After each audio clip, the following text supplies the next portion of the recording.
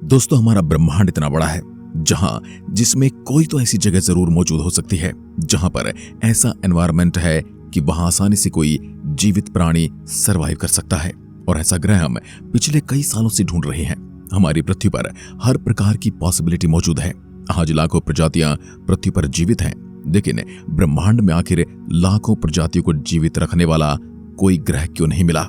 दोस्तों, ब्रह्मांड में इन्हीं ग्रहों की खोज के दौरान हमें कई ऐसे ग्रह मिले जो पृथ्वी की ही तरह अपने तारे के हैबिटेबल जोन में चक्कर लगा रहे हैं और जहां पृथ्वी की तरह बड़े बड़े पानी के समुद्र और ऑक्सीजन मौजूद है, लेकिन वह हमसे काफी ज्यादा दूर हैं, इसलिए उन पर जीवन है या नहीं इस बात की पुष्टि करना बहुत ज्यादा मुश्किल है। हम हमारे सौरमंडल से 4.2 लाइट ईयर दूर जाते हैं तो एक ग्रह मिलता है जिसका नाम है प्रॉक्सिमा सेंचुरी बी। यह हमारे सबसे नजदीकी तारामंडल में मौजूद थे। यह अभी तक खोजा गया पृथ्वी के सबसे करीब का एक्सोप्लैनेट है और वैज्ञानिकों को उम्मीद है कि शायद किसी तरह का एलियन जीवन वहां पर मौजूद हो, क्योंकि यह ग्रह अपने सूरज के हैबिटेबल जोन में रहकर उसका चक्कर लगाता है। आज के इस वीडियो में हम वैज्ञानिक डेटा और हमारे पावरफुल टेलीस्कोप से इस ग्रह की ली गई तस्वीरों के आधार पर यह जानने की कोशिश करेंगे कि इस ग्रह के हालात कैसे हैं और यहाँ किस तरह का जीवन मौजूद हो सकता है।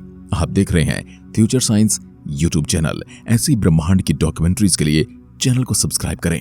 दोस्तों, वैसे तो हमारा सौरमंडल भी बहुत बड़े इलाके में फैला हुआ है। इसमें भी कई ऐसे चांद हैं जहां पर हालात काफी हद तक पृथ्वी जैसे नजर आते हैं, लेकिन बात जब हमारे सौरमंडल से बाहर के ग्रहों की आती है तब यह दूरी लाइट ईयर में चली जाती है। हमारे सोलर सिस्टम के सबसे नजदीकी तारामंडल जो कि यहाँ से 4.2 लाइट ईयर की दूरी पर है और उसी तारामंडल में मौजूद है प्रॉक्सिमा सेंचुरी बी। मतलब हम लाइट की स्पीड से चले तब जाकर वहां 4 साल में पहुंच पाएंगे और हमारी मौजूदा रॉकेट टेक्नोलॉजी से तो यहां पहुंचने के लिए भूल ही जाइए। हमें कई सौ सालों का समय और लग जाएगा ऐसी रॉकेट टेक्नोलॉजी को बनाने में जो यहां तक पहुंच सके। आप अभी जो तस्वीर देख रहे हैं प्रॉक्सिमा सेंचुरी तारे की तस्वीर है। साल 2016 था जब वैज्ञानिकों ने प्रॉक्सिमा सेंचुरी के गोल्डी क्लास जोन में परिक्रमा करते हुए एक ग्रह की खोज की थी, जिसका वातावरण काफी हद तक पृथ्वी की तरह बताया गया था। इसके अलावा यहाँ पर महासागरों के होने की भी बात की गई थी और यही ग्रह प्रॉक्सिमा सेंचुरी भी है। यह ग्रह पृथ्वी से इतनी ज्यादा दूरी पर मौजूद है कि अगर इंसान द्वारा बनाया गया सबसे तेज पार्कर सोलर प्रोब अपनी पूरी 70,000 किलोमीटर प्रति घंटा की रफ्तार से इसकी ओर सीधी दिशा में आगे बढ़े तो उसे इस ग्रह तक पहुंचने में करीब 75,000 सालों से ज्यादा का समय लगेगा। वैज्ञानिकों द्वारा दी गई प्रॉक्सिमा सेंचुरी बी ग्रह की जांच में पता चला है यह ग्रह पृथ्वी के सिमिलरिटी इंडेक्स पर 0.87 पर रखा गया है। यह पैमाना मापता है कि कोई ग्रह या चंद्रमा पृथ्वी से कितना मिलता जुलता है और 0.8 से ऊपर कि किसी भी ग्रह उपग्रह को पृथ्वी जैसा माना जाता है। वैज्ञानिकों की माने तो इसका द्रव्यमान पृथ्वी से 20% ज्यादा है।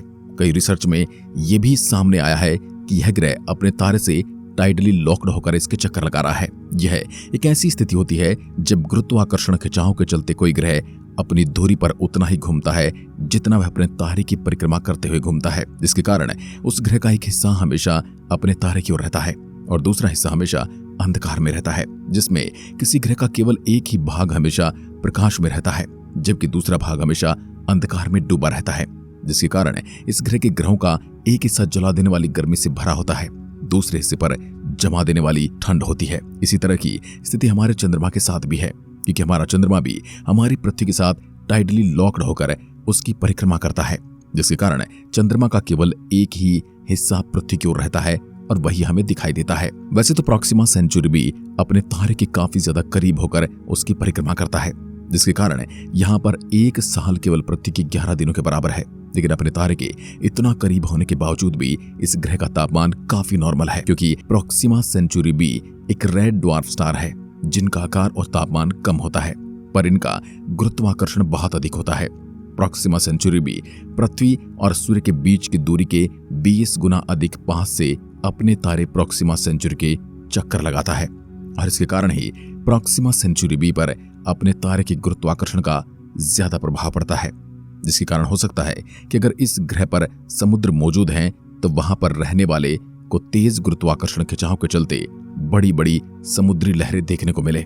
पर आपको यह जानकर हैरानी होगी कि अपने तारे के इतना करीब होने के बावजूद भी प्रॉक्सिमा बी को पृथ्वी जितनी ही सौर ऊर्जा प्राप्त होती है, ऐसा इसलिए है क्योंकि प्रॉक्सिमा सेंचुरी एक रेड ड्वार्फ स्टार है जिनका आकार और तापमान कम होता है, पर इनका गुरुत्वाकर्षण बहुत अधिक होता है।